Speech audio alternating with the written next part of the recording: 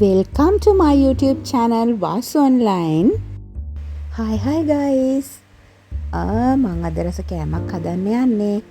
මං කැමතියි ඔයගොල්ලොත් මාත් එක්ක මේ කෑම එක හදන්න එකතු වෙනවට. මුලින්ම මං භාජනයක් අරගෙන ඒකට වතුර ටිකක් දාලා ලුණු ටිකක් දාලා රත් වෙන්න තිබ්බා. ඒක රත් වීගෙන එනකොට ස්පැගටි පැකට් එකක් මම ඒකට එකතු කරගත්තා. ඊට පස්සේ මම භාජනයක් අරගෙන ඒකට තෙල් ටිකක් එකතු කරගත්තා. මොකද මට මේ කෑම එක හදන්න ඕනේ පොටැටෝ චිප්ස් ටිකක්. ඒ කියන්නේ අඩ ටිකක් බෙද ගන්න ඕනේ. මම මුලින්ම අඩ ටික සුද්ධ කරගෙන පොඩියට හීනියට කපාගෙන වොෂ් කරගත්තා. මොකද නැත්තම් අල කැපුවට පස්සේ අලවල තියෙන පිටි වගේ ගතිය නැති වෙන්න හොඳට වොෂ් කරගෙන ඊට පස්සේ ඒකේ තියෙන වතුර ටික ඔක්කොම අයින් කරගත්තා. අයින් කරගෙන තමයි මම මේ තෙල් එකට එකතු කරගත්තේ. දැන් ඉතින් මෙන්න මේ වගේ ගානට බැදීගෙන එනකොට අපිට පුළුවන් තෙලෙන් අයින් කරගන්න. ඊට පස්සේ මම මේ අල බැදලා ඉවර වෙච්ච තෙල් ටිකටම තඹගත්ත චිකන් ටිකකුයි හීනියට කපාගත්ත සොසේජස් ටිකකුයි එකතු කරගන්නවා ටිකක් බැදෙන්න. තඹගත්ත කියන්නේ චිකන් ලුණුයි කහයි ගම්බිරිස් කුඩුයි ටිකක් දාලා චිකන් ටික තඹගත්තා. තඹලා පෙරාගෙන තමයි මම මේ තෙල් එකට එකතු කරගන්නේ. හීනියට කපාගෙනම තමයි මම තඹගත්තේ චිකන් ටික. ඊට පස්සේ මම ඒකට බිත්තර 3ක් කඩලා එකතු කරගන්නවා. ඒකත් මේ චිකන් එකයි සොසේජස් එකටයිම එකතු කරගෙන ඒකත් හොඳට බැදෙන්න දෙනවා. ඊට පස්සේ මම එකතු කරගන්නවා හීනියට කපාගත්ත සුදු ලුණුයි හීනියට කපාගත්ත ලොකු ලුණුයි.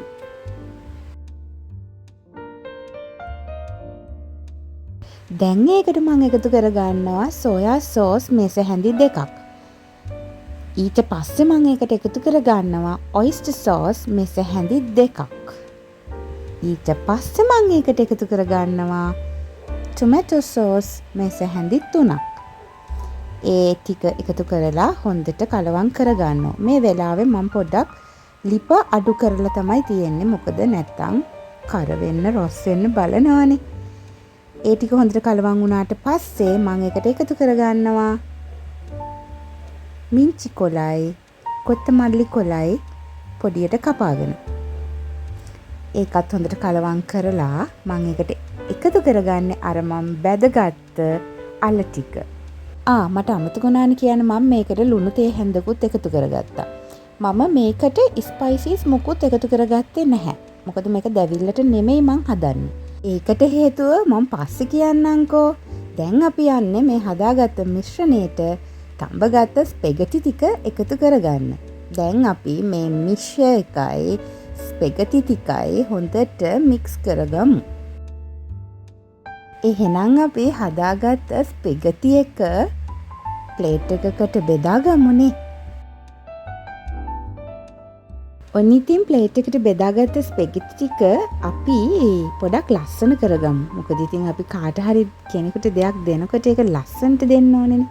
විශේෂයෙන් අපි කෑමක් පිළිගැන්වීම තමයි ගොඩක්ම වැදගත්. මොකද අපි කෑම කන්න කලින් ඉස්සෙල්ලාම අපි පිනවන්නේ S2, ඊට පස්සේ නහය, ඊට පස්සේ තමයි දිව පිනවන්නේ.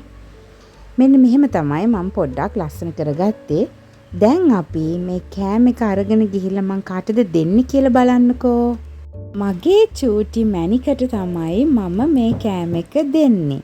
අන්න ඒක නිසා තමයි මම මේකට ස්පයිසිස් මුකුත් නොදා හැදුවේ. එහෙනම් ඉතින් එයත් එක්ක අපිත් රස බලමු. මේක චූටි බබාලට පොඩ්ඩක්වත් දැවෙන්නේ නැති ස්පැගටි රෙසිපි එකක්. ඔයගොල්ලොත් කැමති නම් try කරලා බලන්න. හරිම රසයි අම්මි. එහෙනම් වාසු ඔන්ලයින් subscribe කරලා නැත්නම් subscribe කරන්න ගිහින් එන්නම්.